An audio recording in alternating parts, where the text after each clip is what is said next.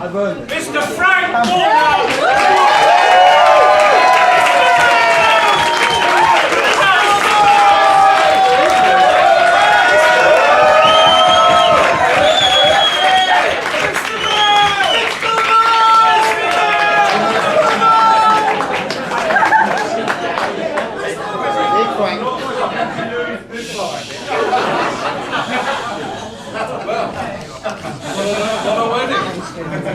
I've never seen anything so exciting or so spontaneous as we've had for Melissa and Chris's wedding.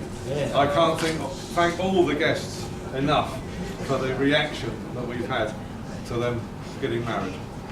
I would really like to thank you all for coming and celebrating this occasion. I thank Helen, yes, you're right, and everybody else who has helped to make this day so special. Not forgetting that Melissa and Chris actually made 80% of this day, if not 90% of this day. So Melissa and Chris are the people that made this day as it is. It's lovely to see everybody here, all the family and friends, and in particular, well, not especially, Melissa's friends. Since her secondary day at school. They've been with her for the whole of her teenage and adult life, and I've been really grateful that she's had such a great group of friends, male friends. All of them were boys, 10 boys, 1 girl.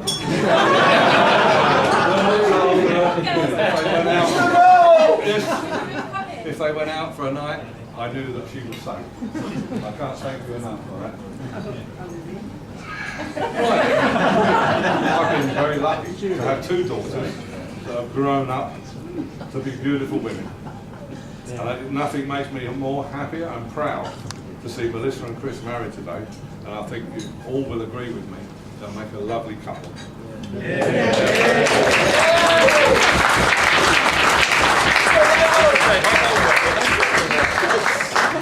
Melissa was not a happy man.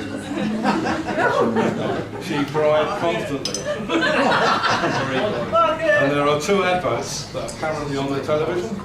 One of them is 2 fathers driving in a car with a crying baby in the back of the seat. They're trying to flog motors. But with me, it was trying to get her to Gerrard's Cross asleep so I could drive back slowly and we'd get 2 hours of sleep of our own. It didn't happen very often, and it took 2 years before Melissa finally decided that night time was the right time to sleep. I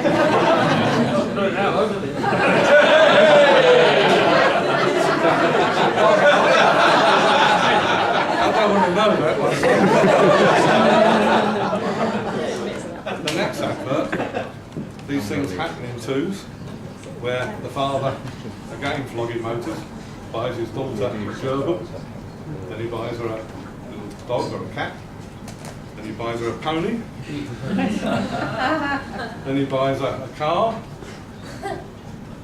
and then he hands her on to somebody that she really loves. In between that, I've forgotten to say she really likes handbags, fake tans, everything shiny. Good luck to you, son. Now is the time in the speech when every father embarrasses his daughter and himself by dodgy family history. But like her sister, they were a treasure to bring up. Enhanced by a love of horse riding, which had been her passion for the whole of her life. Well, until this day, and has helped her give the tenacity and perseverance she shows in her everyday life, which shows in this wedding. She made her mind up 2 years ago that this is what she wanted.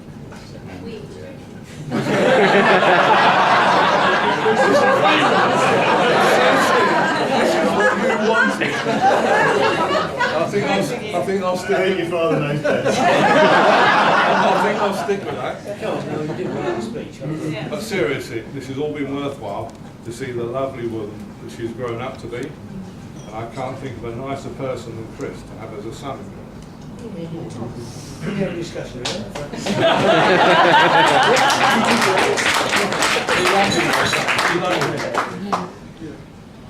can't read my writing. I would like you all to join me in a toast to Melissa and Chris and wish them both a very happy marriage. But also remembering, before we do that, absent friends and grandparents. There are people here that would have loved to have seen Melissa and Chris married, and they're no longer with us. But as I say, raise your glasses to Melissa and Chris. Please be upstanding. Drink a toast, the bride and groom, absent friends and grandparents.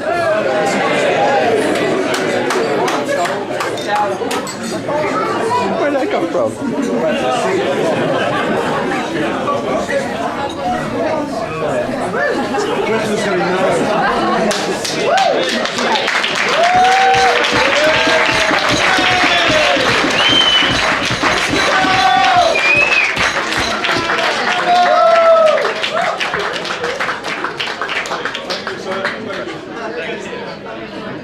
Ladies and gentlemen, pray silence for the bridegroom, Mr. Christopher Beaumont, who will respond to the toast and propose the toast to the bridesmaids.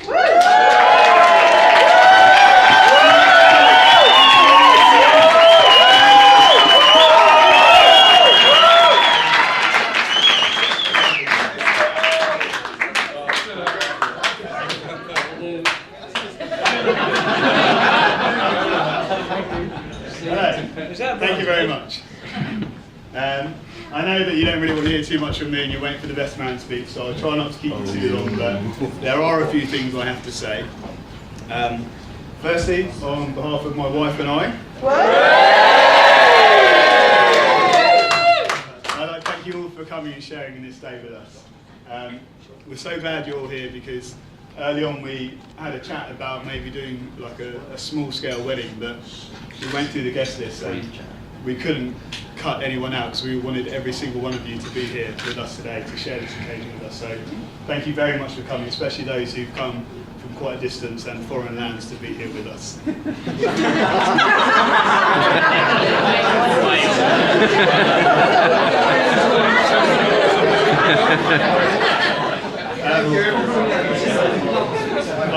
I'd just like to reiterate Frank's words. You'll see that the favours we've done today on your name tags are pins for cancer research.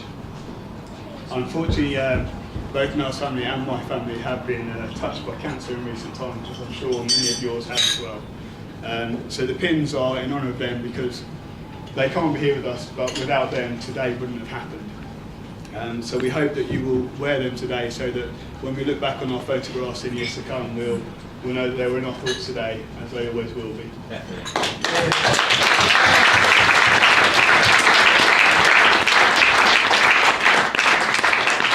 you very much for your kind words. You're welcome, sir. I'd like to thank both you and Pat very much for welcoming you to your family. You certainly made the first occasion meeting your girlfriend's parents a lot easier than it might have been. And If I remember. I certainly do feel part of the family now, and I think I have since you started getting bottles of Peroni in, especially for me, and Pat, since you managed to squeeze a banoffee pie in between the 7 or 8. Thank you very much. Mel and I would also like to thank you both and also my parents for helping us with today, because it's the day we both wanted, but we know without your contributions it wouldn't have been that, so thank you very much.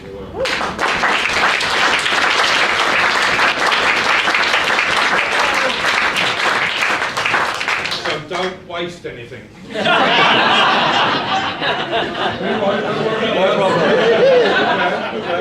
Mum, Dad, I'd also like to take this opportunity to thank you very much for everything you've done for me. I know we may not have always seen eye to eye. Really? Everything you've done has been in my best interests. And although most of the time I'll accept you got it right, I know you're doing it for me. For those of you who don't know, when I finished my A-levels, I didn't really know what I wanted to do. And I thought just kind of delaying a decision about my future and bumming around for a year or so was a great idea. But Mum and Dad made it clear that any decision not to go to university would be financially poorer for myself. I thank you both for that, because if you hadn't encouraged me to go, I wouldn't have had 3 of the best years of my life, and I wouldn't have had a group of people over here that, whether you guys think it or not, have had a huge impact on me personally today. So I thank you all very much.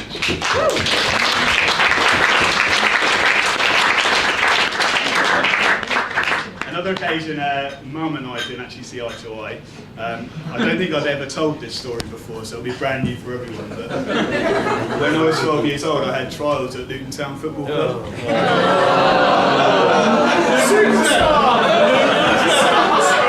Haven't we all? It was a chance for me to fulfill every young boy's dreams of making it as a professional footballer. But Luton were in the league at that point. Unfortunately, I didn't get through the trials though. Also, I thought, about 10 years ago, Mum had a couple of glasses of wine. I think it was a Tuesday lunchtime.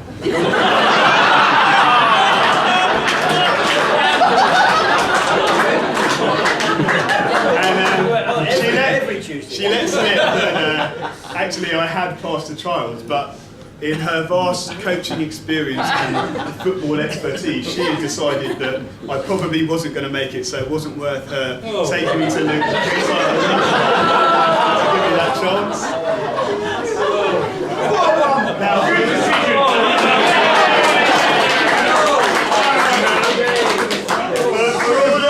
for all of you who play football with me, you know that undoubtedly I had the talent to do it.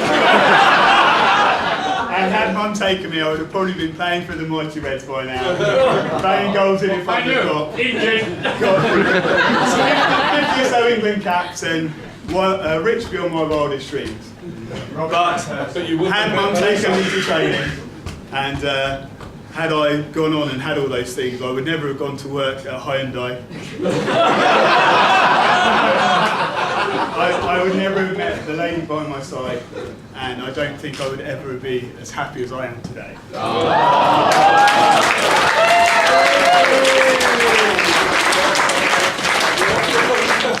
Mum, you got that one right as well. I need that in writing. Now to my beautiful wife. I'd like to point out here that I had a great story to tell you about Mel, but I was under strict instructions that this was the one day I'm not allowed to make any jokes at her expense. And it was A, hilarious, and B, true, which is more than I can say for the best man speech coming up. Today's been fantastic so far, and it's only going to get better. And although Frank said that me and Mel have done 80 or 90% of the work, there's really only one person responsible for how today has turned out, and that is Mrs. Melissa Beaumont. So much today, down to every single detail, that even when at work we were talking on email and I volunteered to do something, I get home that day and it was already done. She obviously knew that she didn't want to mess it up. I know you were worried about how I thought you'd look today and in your dress, but I knew there was nothing to worry about because I knew you'd look as amazing as you do. And I knew that because I'm so lucky because I get to see how beautiful you are every day. I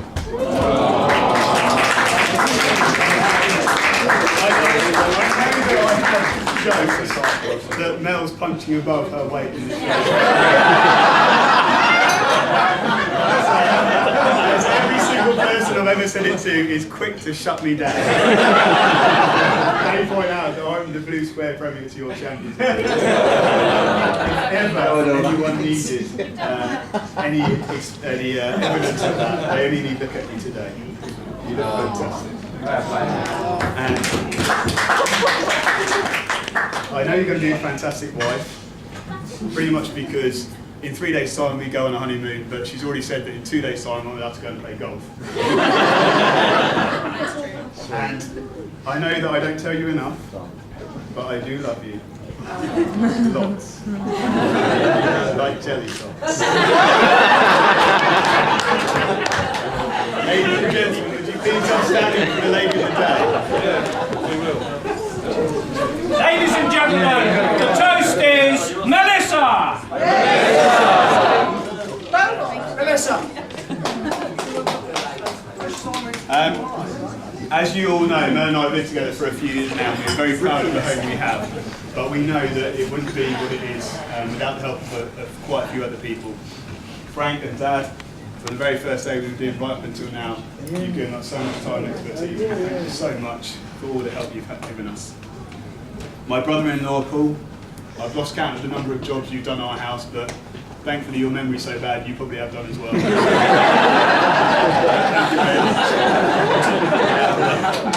I'd also like to extend a quick thanks to AP Builders. Oh, yeah. Arcade Gutters with 3 or 4 R's. My kitchen's carpets, but I think Rob Kendall wants to thank you more than I do for the work you've done at my house. And somebody mentioned him buying you beer one evening, I don't know. There is one other man who I need to thank about our house though. He's been there on so many occasions, from the day we got the keys up until now, and no matter what day of the week it is or what time of day, he comes in our hour of need, and he's a lifesaver to us. Kay O'Donoghue Gas Service.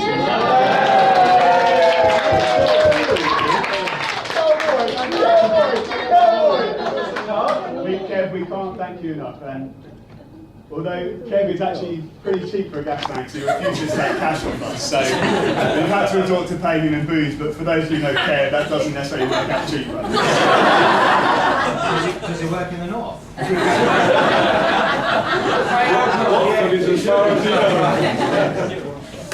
Thank you very much as well to my cousin-in-law, just round the corner. And this is Sarah Gregory, who's done all the flowers today. And I'm sure you agree, they look amazing. For those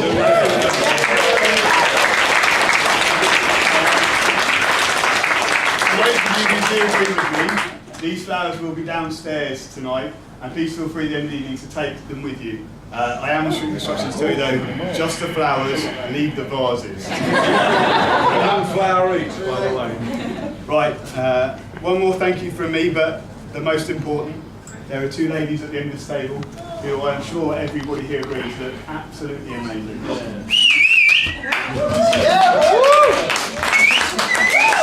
Thank you so much for your help for today and in the run-up today, and for organising Mel's Hendy. I know she loves every minute of it. We're very lucky to have you both in our lives, and we thank you very much. So, ladies and gentlemen, please be upstanding. Raise your glasses.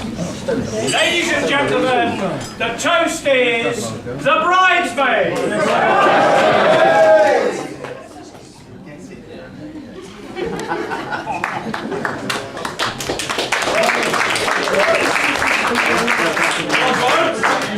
Okay, I'm almost done. I'm just going to go to my best man, but I feel I need to explain, because I do have 5. And although Gregsy and Matt were quick to point out that they thought I was, for want of a family-orientated word, wimp, for not choosing one, there is a reason for it. And besides, I don't have any ushers, so really it's just a standard wedding party. But each of these guys, at some point in my life, has been my best mate. We all got together as a close group of friends during sixth form at Chesham High. And we've stayed a really close group since then, despite being dotted around the country at university or emigrating to foreign countries. We stayed tight as a group. Gaz I've known since I was 5, and when we met up again in sixth form, I discovered that Gaz had decided alcohol wasn't for him. Fantastic for us. A number of times he's kept us out of trouble or given us a lift home from Winkers, such as last night. It's been absolutely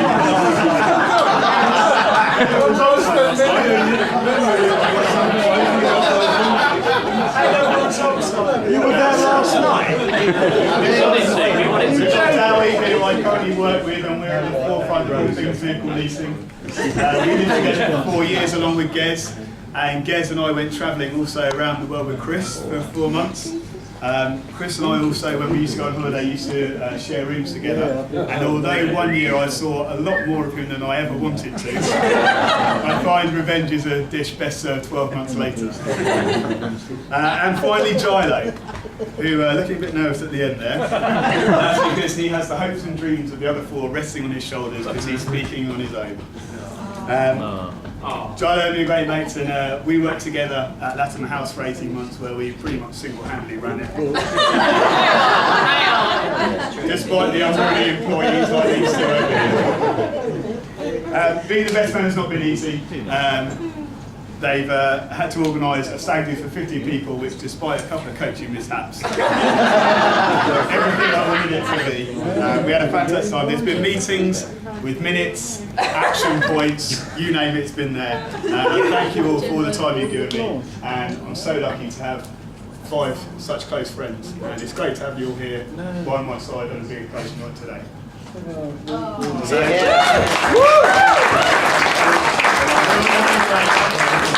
you very much again, and I hope you enjoy the rest of your day.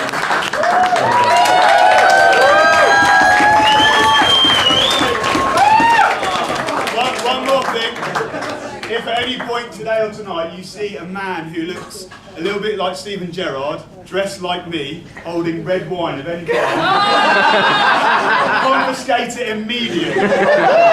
Thank you.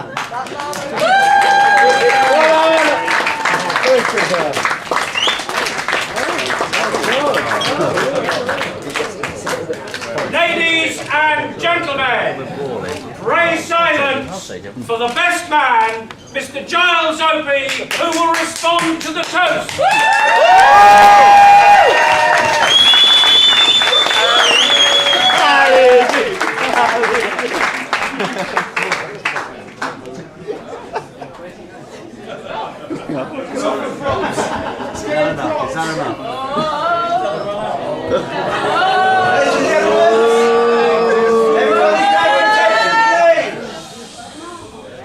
We are mates with you, buddy.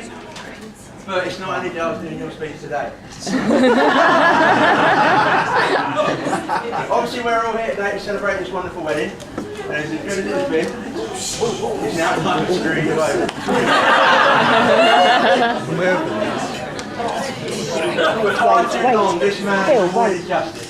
But today we're bringing it to you. There's no more getting out of this. There is no more pulling tickets, and there's no more out of office replies from you. Today you're all invited to witness and be the jury for the trial of Mr. Christopher Beaumont. You'll all be receiving evidence packs. Within them, you will have guilty and innocent cards. It's not good. It will be up to you guys to determine this man's guilt. Guilty.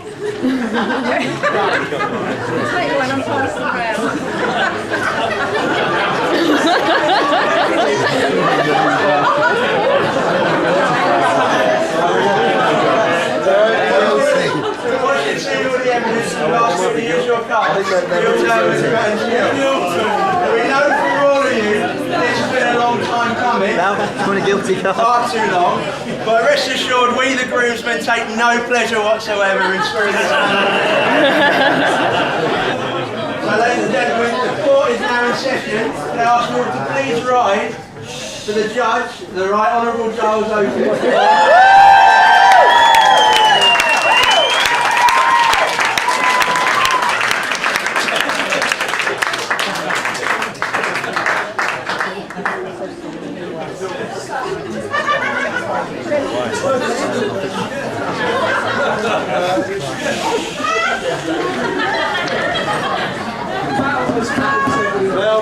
Right, Mr. Honour, why are we here today? Well, we are here today because this man, the accused, Mr. Christopher Beaumont, is today charged, many things we could have charged him with. Today we are charging him with the impersonation of celebrities, but more importantly, the disillusion of sporting grandeur. Thank you, Mr. Honour. Who will be leading the prosecution? I will, Your Honour. Thank you, Mr. Thomas. And who will be defending the accused? Well, we have asked many of you. We've asked friends, we have asked work colleagues, we've asked family members, teammates, anybody we could find, and not a single person was willing to defend him. So in quite simple terms, you have no defence. Mr. Thomas, please begin. Thank you, Your Honour. It is my duty here today to prove to you, the good members of the jury, beyond a reasonable doubt, that Christopher Beaumont is guilty of all of the charges brought against him, and that he is a menace to society. On the first charge of impersonating a celebrity, Your Honour, I'd like to call my first witness, Mr. Christopher Darling. Mr. Darling, do you agree here today to tell the truth, the whole truth, maybe stretch the truth a little bit to screw up? I do, Mr. Honor. Mr. Darling, is it true that while you were backpacking around the globe with the accused, there was an occasion where he failed to correct a Malaysian gentleman's assertion that he was A, American, and B, a US Navy fighter pilot? Is that That is correct. And was this impersonation an isolated incident? I'm afraid it wasn't. Can you state for the record exactly how many times this has occurred? To the best of my knowledge, I can recall 3 separate occasions where that man has claimed to be the US Navy's finest. Mr. Darling, in your opinion, would you say the accused is psychologically stable? No, he thinks he's Tom Cruise.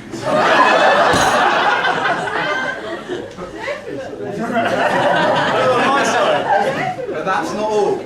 Oh, please elaborate. Well, for a large portion of the 90s, he went around claiming to be the 6th member of 5.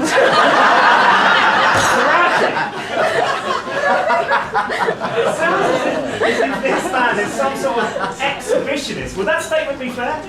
In what sense? Let me be more specific.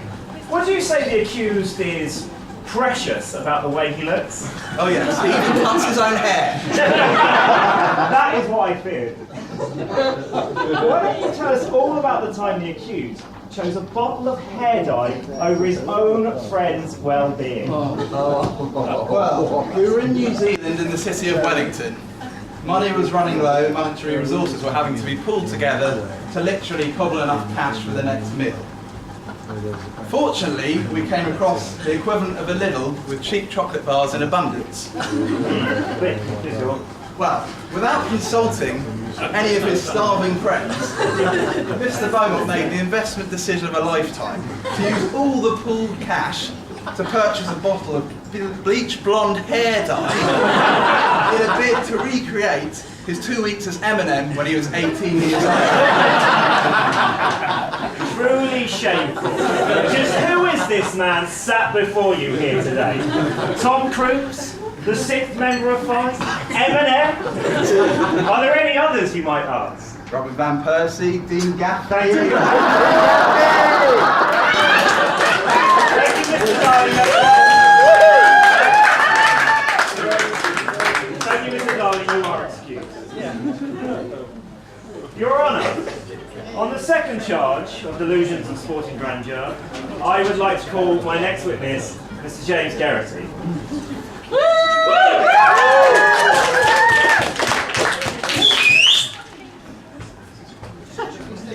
In simple terms, Mr. Garrity, do you agree to screw this man over?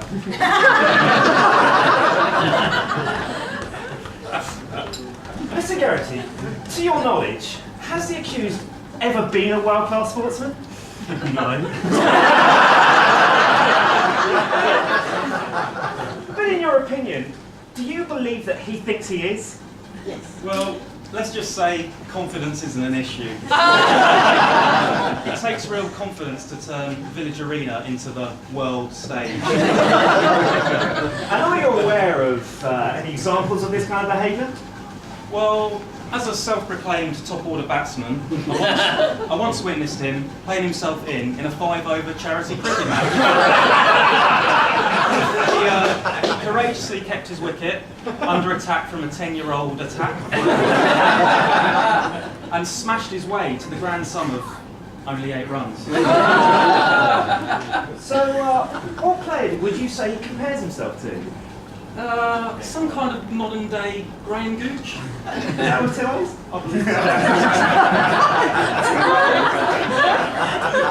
I also believe the accused is the player manager of a local football team. Is that correct? He is.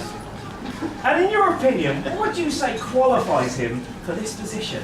Well, as you've already heard today, he claims he had a trial at Luton Town as a boy, and they asked him back, but his mum wouldn't take him. Disgraceful! Despite what you may have heard, trying to entangle his own mother in his tangled web of life. When Mrs. Beaumont was asked about these allegations earlier, she's claimed she's never even been to Luton. Finally, Mr. Garrison, you have played for this football team with the accused, and just so the members of the jury can be sure we've got the right man, can you confirm for definite that he is present here in this room today? Well, it's difficult to say. Difficult? In what way? I only really saw him from a distance. I always used to kind of shout out to him, you know, to come back and help out in defence.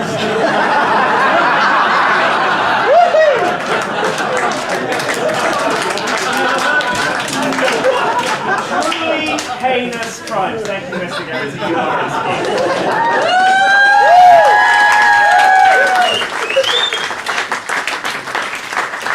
I implore you all to seek the truth in what you have heard here today, whether it was the truth or not. Your Honour, the prosecution rests. Thank you, Mr. Thomas.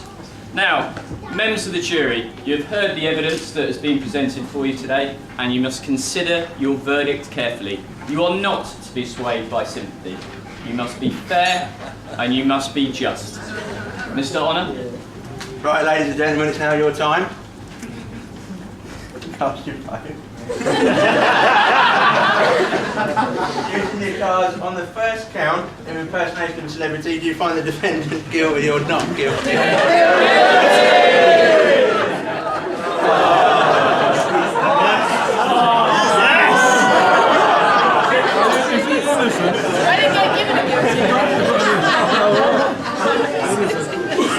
And guys, on the second count of delusions of sporting grandeur, how do you find the defendant?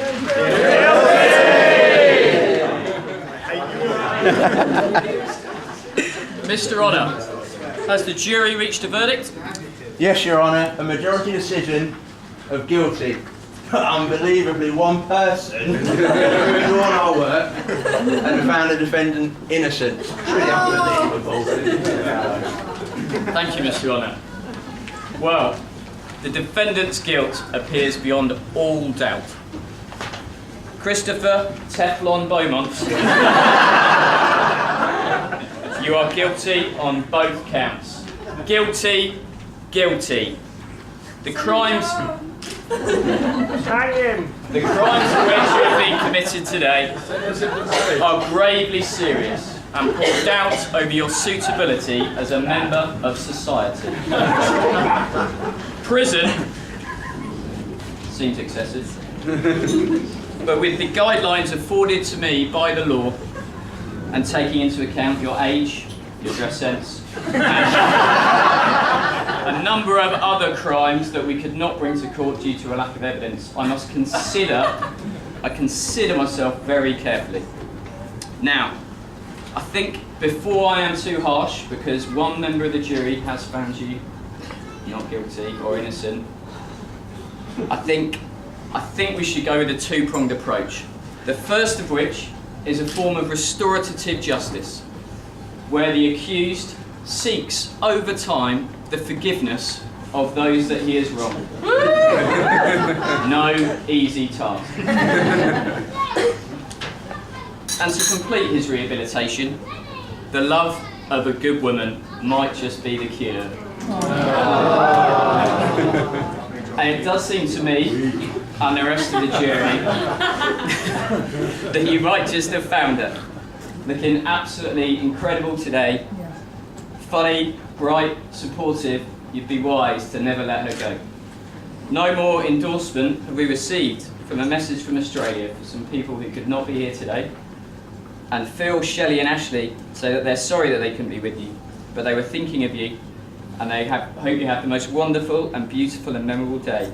and that you're a perfect match, and they're so happy for you both.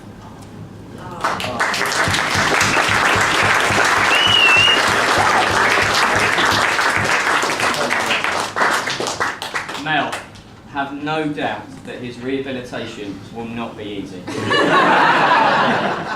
Electronic tagging could be an option should he persistently reoffend.